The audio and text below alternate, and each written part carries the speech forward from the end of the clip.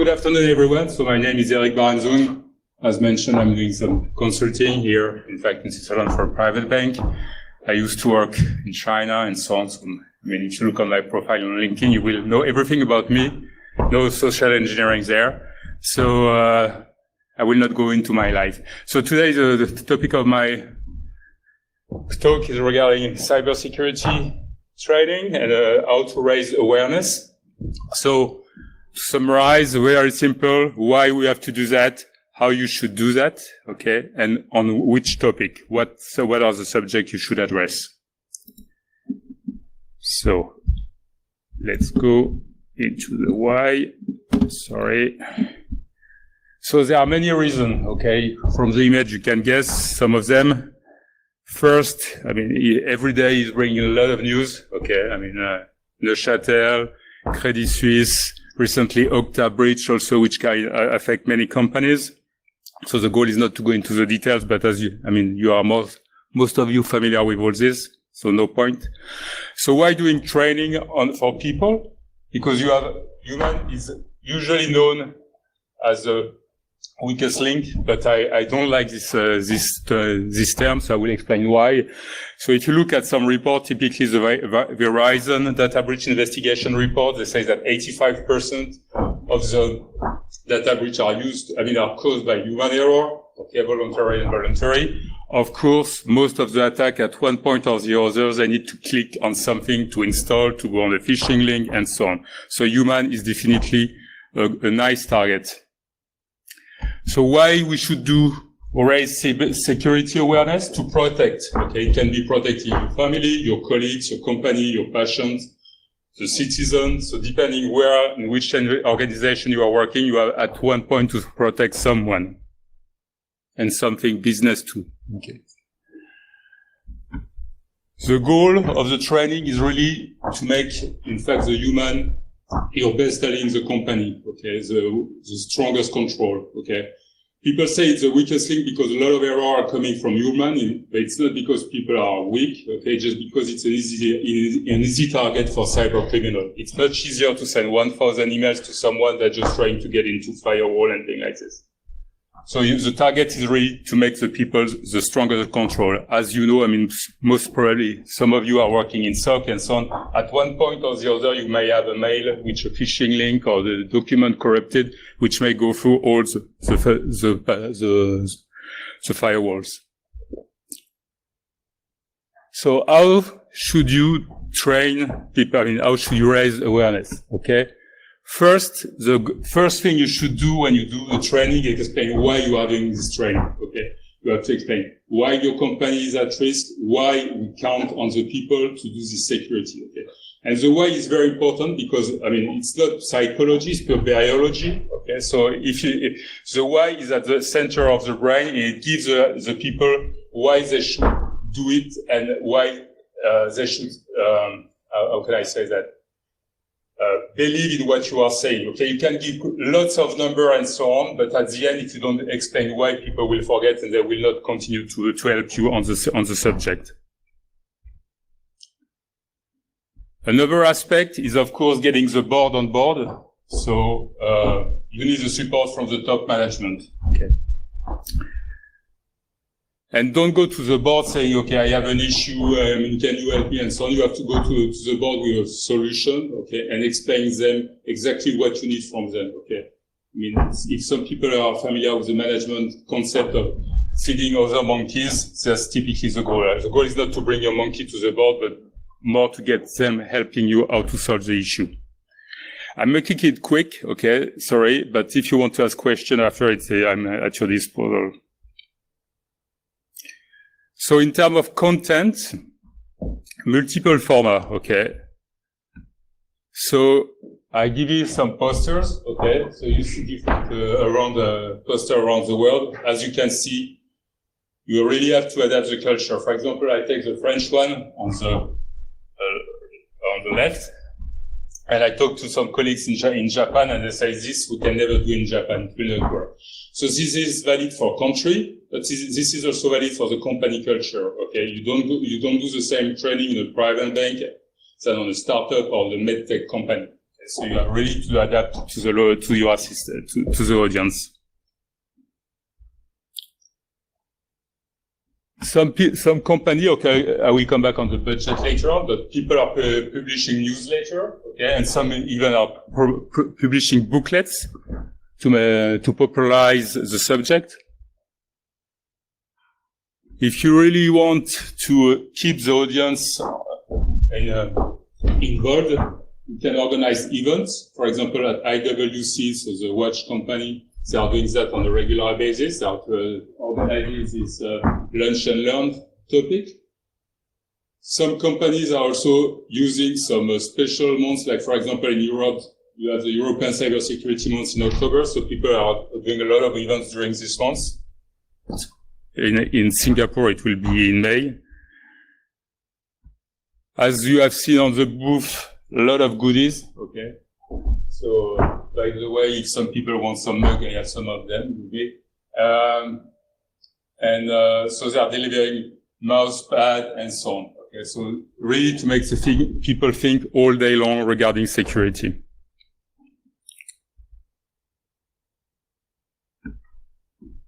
Regarding slides, this is the most common as of today. So there is a 10, 20, 30 rules. Okay, I will not go into the details, but 10 slides, 20 minutes, and big fonts. Okay, I mean, as you can see, I'm not putting a lot of text in my slide, but I usually don't like when people are putting all the lecture on the thing. In terms of video, the, let's say, optimum timing is around 3-6 minutes. They make a survey and so that's what came out. Okay, so I give you some example again in terms of culture. So this one is done by the French. So I don't know if we can hear the sound, but let me check.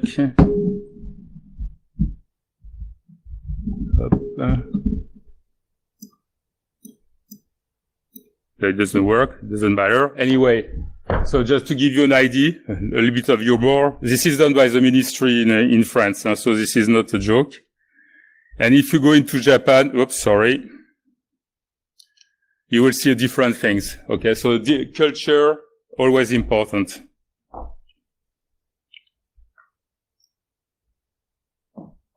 So gamification, this is the trend. So you will see the ANSSI, so the National Agence Nationale de Sécurité Informatique in France.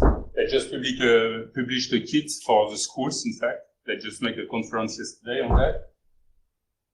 So in terms of gamification, there are two aspects. One is the content, how you build your content, and then the great idea is to also engage internal competition. The good thing about competition is that even if you don't give score, and if your campaign is well done, the people will always try to evolve in the better way, okay? As far as they are not the top one, they will continue to improve.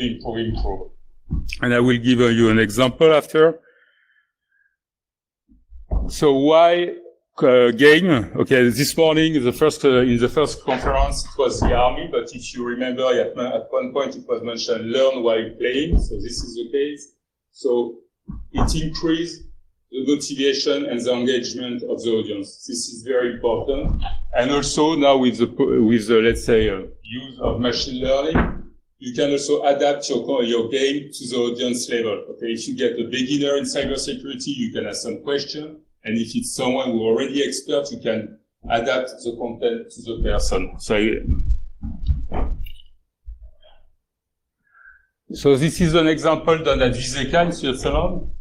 So first, this is voluntary. Okay, they are not asking everyone to participate. They started voluntary. They do that twice, 3 times a year. But the more they do it, the more people are willing to participate. And the great thing about this is just not an e-learning where people have to click and so on. There is really a marketing campaign within the company with a lot of poster and goodies distributed within the company. So this is not only please click on the e-learning thing and try to do the game. So this is, and it's working. And people are really asking for it. And I just read before an example also with the ITV company in the media in the UK. They did organize an escape room on cybersecurity, and within the company, it really became something very famous, and people are asking when do we get the next escape room, and so on. So game is really the trend and something you should investigate. So this is an example, for example, of what's done by a Swiss startup, Colactao. I have no action, whatever. Okay, so just to give you an idea. So you have very basic cartoon at the level, question 1, question 2, question 3. But if you look how the programming is done, you see that there is a lot of direction because, of course, the profile of the audience. Depending how the people will answer the first questions, they will be redirected to another one, and so on and so on. So you can build very complex scenario which adapt to the audience of the whole company and the different level of knowledge.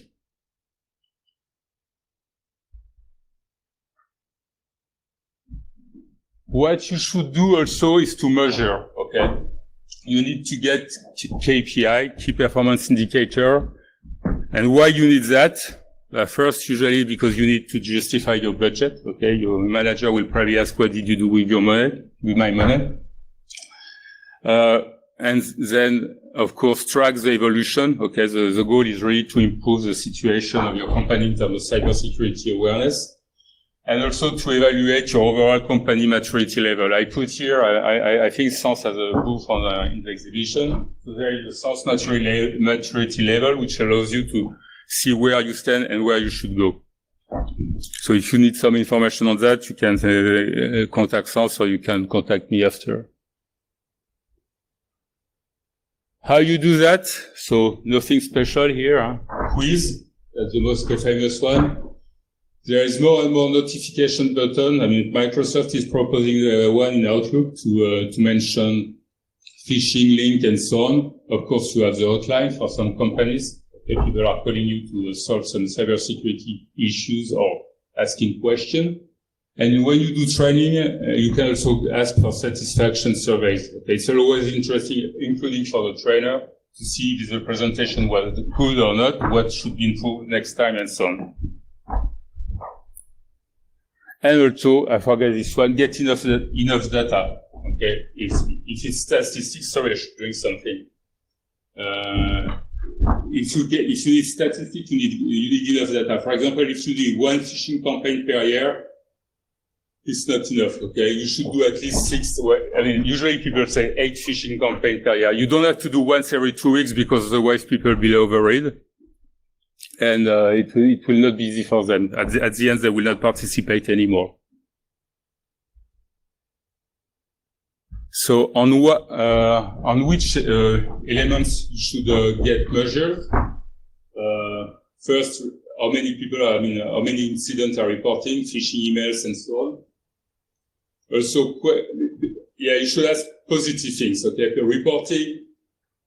Question asked to the security team. I mean, sometimes I do a training and people call me after to say, okay, I didn't understand that, or okay, or later on, even 1 month later, they say, Eric, I have this thing, can you help me, and so on. And of course, training and satisfaction survey. And I put in smaller cases the phishing link.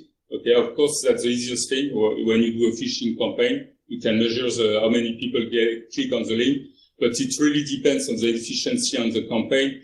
And then I would say this brings a negative aspect to the training. Okay, so that, I mean, of course you can measure it, but depending the quality of the campaign, you can get crazy numbers. So it might give a wrong picture, and also people might be afraid to click to report it later on. In terms of things not to do. Don't blame, okay? If people click on the phishing link during a campaign, don't say, yeah, you clicked, it's not good, and so on. Okay, maybe after 10 campaigns, if the person does not understand, maybe. But at the beginning, don't do that, okay? It's much better to reward the people, say, okay, here is the best department, the best person, and so on. I give a picture of the radar. I don't know if you know this one. This is in Stockholm. So instead of, this is a speed radar, but instead of saying, okay, you are running too fast, okay, if you are under the limit, you are participating to a lottery, okay? And people are now, the speed limit, the speed measure are going down and down because more and more people are taking attention to be able to participate to the lottery.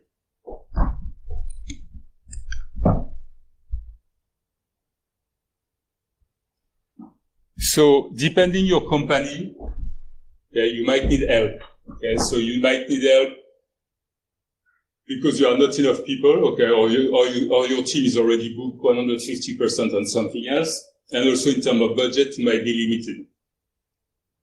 So you can get help to deliver training, okay, face-to-face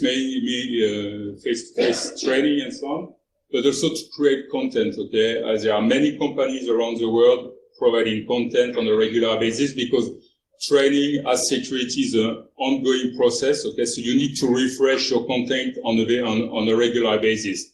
If you do a one training when you go into the company and there is no more training till the end of your life, there's no point, okay, so you have really to refresh. And a lot of companies are providing such content.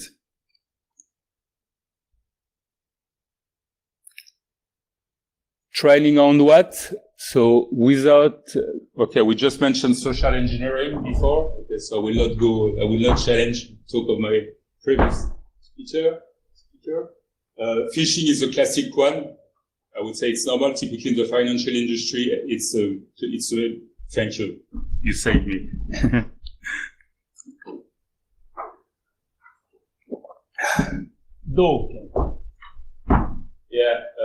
Phishing for 80% of the financial industries, this is a major threat.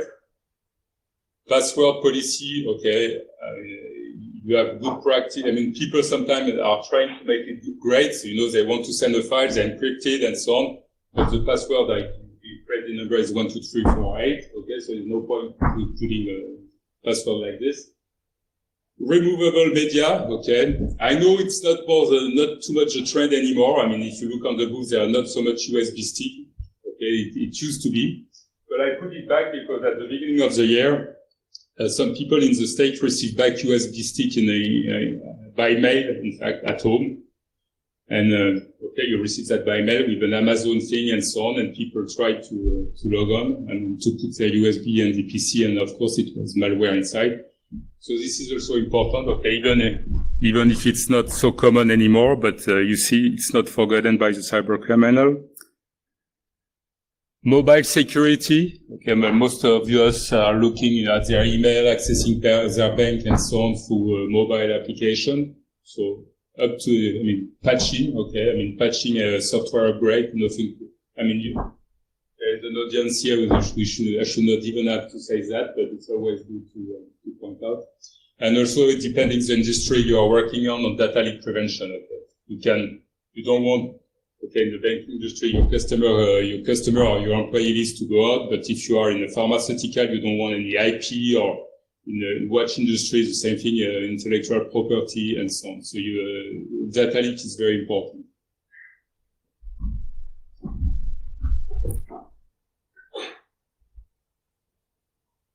Okay, that was the classic. So then, depending what is your activity, you might be interested to have course a training on secure software development. You can work on IoT and embedded security. Some of us are starting to look at quantum security. And of course, the big topic is crisis management. Okay, so this is a real big one. So the picture is one from the ITU. So they organize on a regular basis cyber drill. This one was done in Moldavia.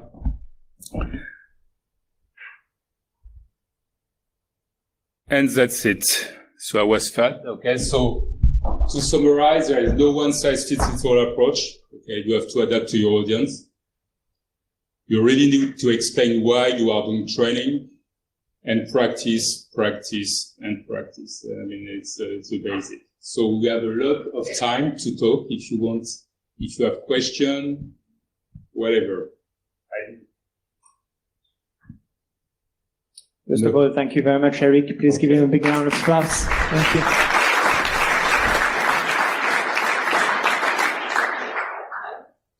Any questions for Eric?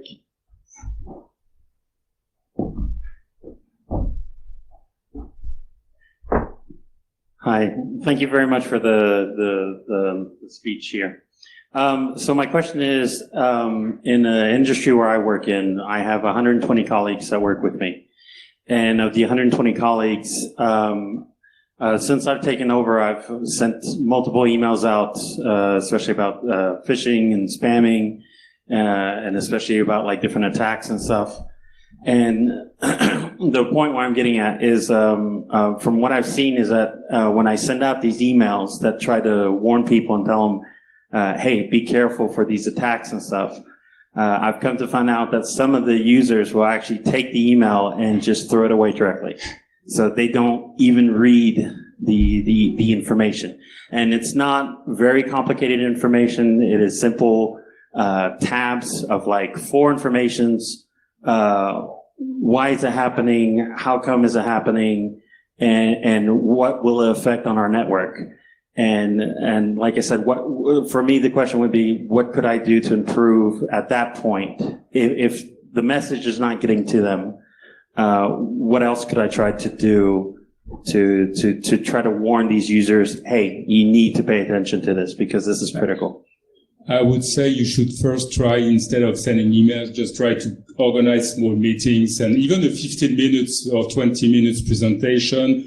You have 180 people, you do like 5 sessions on different days during different weeks, and step by step you engage your audience and you explain them. I mean, email, we are receiving thousands of them every day, and it's difficult. So unless till the day your company will have a problem, or they will have a problem at home and so on, they might not feel concerned.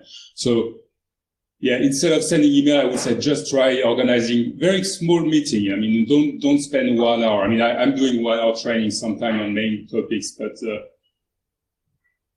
if you want to address only phishing, okay, just explain why, give an example. Just, for example, give a fake, I mean, you can build it, and doing that, you can build a fake email, say, okay, take care attention of this thing, on this thing, on this thing. And if you see that if you see that this is a phishing link, then you should do that.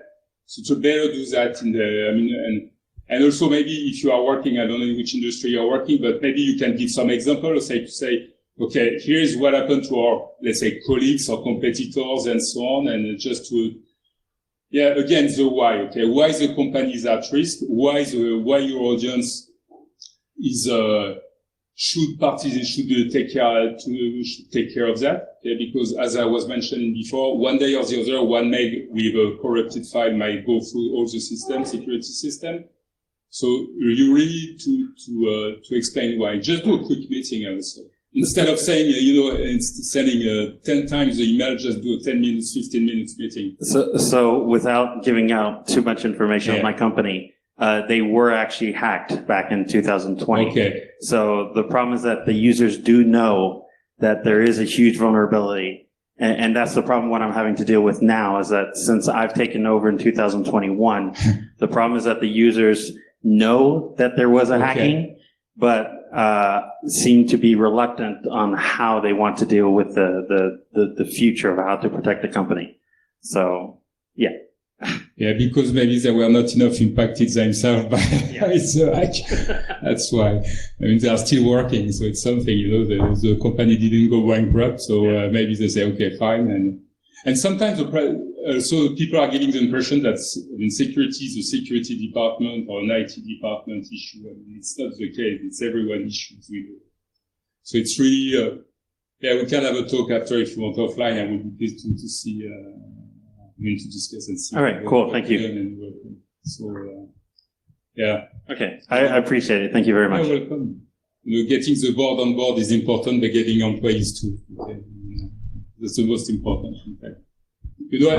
I wanted to put this picture, but I didn't have the time. I take a picture of a very old castle, okay? You have all these walls and so on, but at one point you still have windows where people can watch out and where people can constantly fire on the enemy, okay? So you can put 20 meters high wall at the top. There is always one guy or several one to take care of the security. Other More questions? Sorry?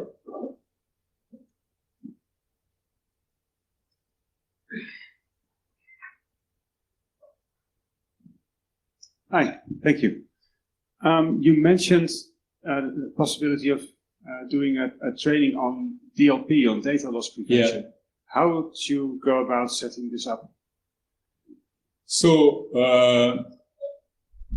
I would say first is to, in terms of data leak prevention, first you have to provide information regarding the data classification. Okay, how is it within your company? How is the data classified, and how it should be protected? Okay, typically secret data, encrypted, limited audience, and so on. Okay, so that's the first thing. How is it classified?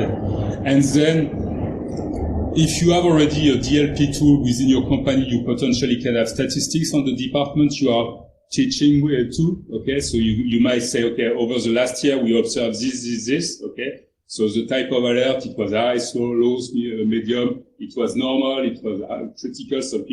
Some were reported, and so on. And then I would say, of course, best practice. Okay, so you should be instead of sending email internally, you should do this. For example, you have a secure folder or SharePoint, restricted SharePoint.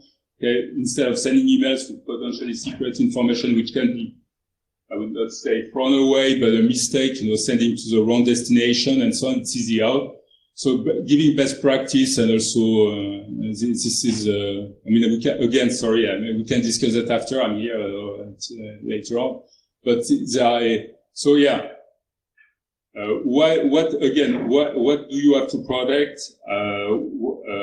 What has been observed, okay, and what should be done to correct their wrong behaviors, okay. And the advantage when you do that on a regular basis is that you can go back to the next year, the next 6 months, and say, okay, this is the evolution, and so on. Okay, sometimes, I don't know, your company might say, sorry, I don't have the solution. Okay, people say, I would like to do that and this and that. Say, okay, sorry, for the time being, we don't have the solution. So the best solution would be to do this way, even if it's not perfect, but at least people are aware. I see another question here. Thank you for your presentation. Yes. Maybe you're familiar with the Dunning-Kruger effect. When the less familiar you are with the subject, the more expert you feel. And I've noticed that some people, after one workshop on cybersecurity, feel like they're really confident about the fact about identifying a spam. And how would you prevent it? Are you organizing phishing campaign or? Yeah, my company. So make it a very complex one. You make a one sent by the boss, okay, with a very close email domain, and you will see. Okay, so destructive. You will see the result, and people. Hopefully, some of them will have the right behavior, but some, if you make it tricky, it can be very tricky for the people. Okay. Thank you. That's why I was mentioning the fish link click. How many people are clicking on the phishing link? It really depends on the quality. Okay? If you get something with DHL, you get the wrong order. Everyone knows this is a fake now. If you start to make it a little bit tricky, you might have interesting results, if I can say that. Any more questions for Eric?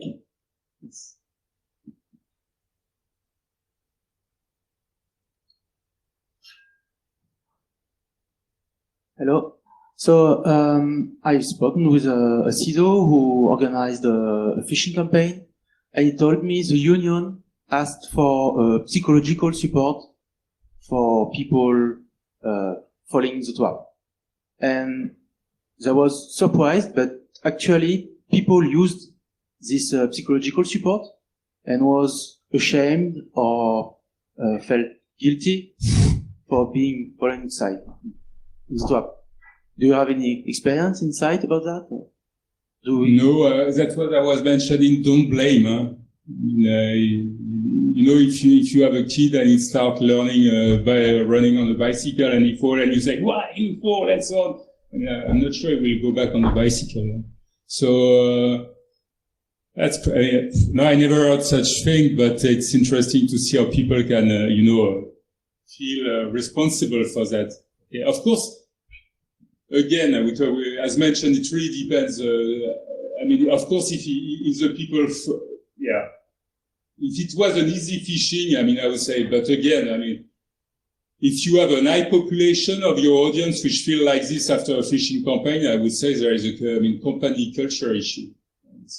Sorry for the, I mean, I give my personal point of view. I mean, for me, exercise, it's a game. Again, phishing campaign should be a game, okay? I mean, the goal is not to blame the guy who fixed the link, but just to understand, people should be happy to say to the security team, hey, I saw this phishing link. It's probably a campaign or whatever, but it doesn't matter. But people should be happy to declare, and even if they click on the link and potentially put their credential or whatever, okay, it's not good, but at least I always say, I mean, if you do a mistake, inform security team. Okay, it's better. I mean, don't be ashamed or don't try to hide, because as we know, one day or the other, if it was a real phishing link, it can come back on the company security. So, I didn't heard such an issue, but I have plenty of time, so still offline, more than pleased to discuss this, because a part of this, my son is doing a technology master in the nation. That's another story. Another one? Thank you. I make it quick to get to a lot of questions. So. Yes. Hi, thanks for the talk. And I have a question related to employees sometimes does not see security as an ally because they are putting in place some controls that slow down the development teams and other controls to unlock USB ports, blacklist some applications. I mean, the list is long. And sometimes they just avoid going back to the security when they have an issue. They just solve it by their own, by deploying a tool or using the software which was forbidden by the security team. What is your thought regarding to that element which is real in our industry?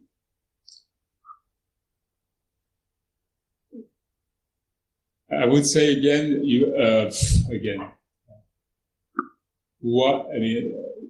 why security is important. I mean, we all know that sometimes, as you know, you want to go on a website and it's filtered by the IT, and you say, oh gosh, I prefer to send the mail to the link to my home. I do the research and I came back after. Okay, so this is not standard, but a kind of a usual habit.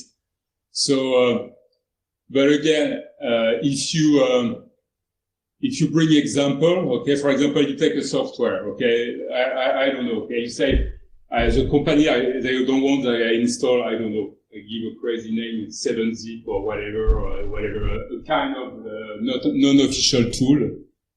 But then you find example where in fact non-official tool, I mean, you have plenty of applications on the news, you have a lot of applications which are on stores, app stores, which are fake one with risk, and we know the security vulnerabilities, and we know potentially how it was used by cyber criminals. So if you give example like this, people might say, yeah, okay, I understand that I don't have to do anything within my company IT infrastructure.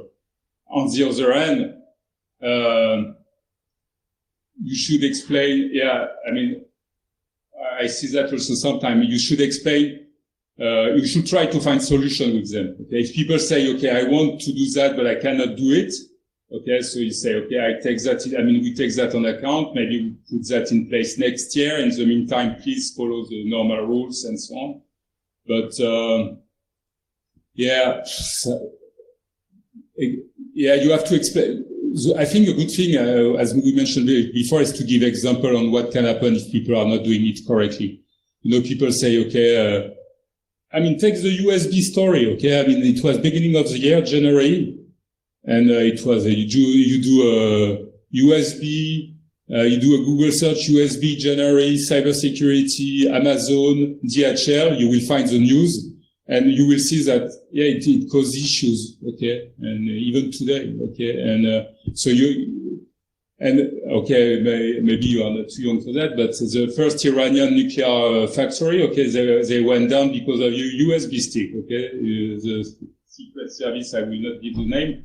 They just distributed USB keys all around the factory, okay? Restaurant, hotels, and so on. And at the end, the uranium facility was down. The reactor went down. Not the reactor, but the accelerator or whatever. So just give example of what can happen. Okay. Thanks. And talk and try to find solution and understand why. Just don't say simply, sorry, you should not do that. Okay, No, great, thank you. Yeah, I'm sure you are not doing that, but... No, but you are right. I mean, we should not behave like policemen, just finding people or just saying that you do not have to do that. Yeah. You have to bring solutions. Yeah, you have to understand why they want to do that. Exactly. Okay. No, thanks. Thanks a lot. Welcome. Another one. Okay.